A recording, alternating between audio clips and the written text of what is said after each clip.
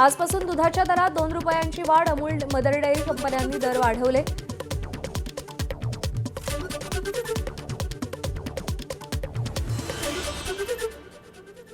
नीट पेपरफुटी प्रकरणात सीबीआयची नाशिक आणि नांदगावमध्ये धडक कारवाई. आरोपी शुभम खेरनारच्या नांदगावमधल्या घरावर छापा टाकत कुटुंबियांची 4 तास चौकशी. फोडाफोडी हा शब्द केंद्र सरकारचा मूलमंत्र. हे सरकार विद्यार्थ्यांच्या परीक्षाही फोडल्याशिवाय नीट घेऊ शकत नाही. पेपरफुटीशी खरंच संबंध नसेल तर सरकार पळ का काढतंय? सामनातून केंद्र सरकारला सवाल.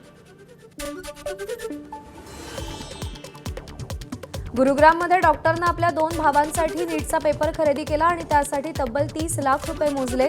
मांगीलाल बिवाल आणि दिनेश बिवालनं हा पेपर विकत घेतला होता. बिवाल कुटुंबियांच्या 4 मुलांनी गेल्या वर्षी नीट क्लिअर केली होती. मुख्यमंत्री देवेंद्र फडणवीस यांचा 16 तारखेचा नियोजित भंडारा दौरा रद्द. दौरा रद्द करण्यामागचं कारण अस्पष्ट. खासदार प्रशांत पडोळेंच्या सभा उधळून टाकण्याच्या इशाऱ्यानंतर दौरा रद्द केल्यानं राजकीय वर्तुळात चर्चांना उधाण. मुंबईतील शरद पवारांच्या राष्ट्रवादीची 20 मे रोजी महत्त्वपूर्ण बैठक. वायबी चव्हाण सेंटरमध्ये होणाऱ्या बैठकीला शरद पवार उपस्थित राहणार. बैठकीला सर्व आजी माजी खासदारांना उपस्थित राहण्याचे निर्देश. तब्बल 20 वर्षांनंतर आज पवनराजे निंबाळकरांच्या हत्येचा निकाल लागण्याची शक्यता. माजी गृहमंत्री पद्मसिंग पाटील यांच्यावर चुलत भावाच्या हत्येचा आरोप. 3 जून 2006ला नवी मुंबईतल्या कळंबोलीमध्ये गोळ्या झाडून हत्या.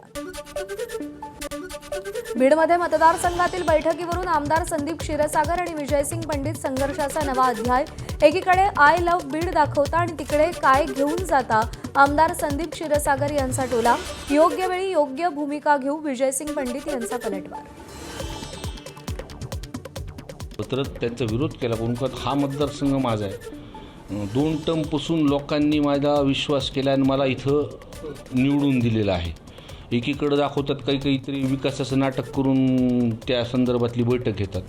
पण बीड मतदारसंघातल्या लोकांना कळून द्या ना, हे काही दाखवतात वेगळे. बीडवरचं प्रेम माझं उतू चाललंय. त्याच्या आधी बीडकरांचं प्रेम माझ्यावर उतू गेलेलं आहे. आलं का लक्षात?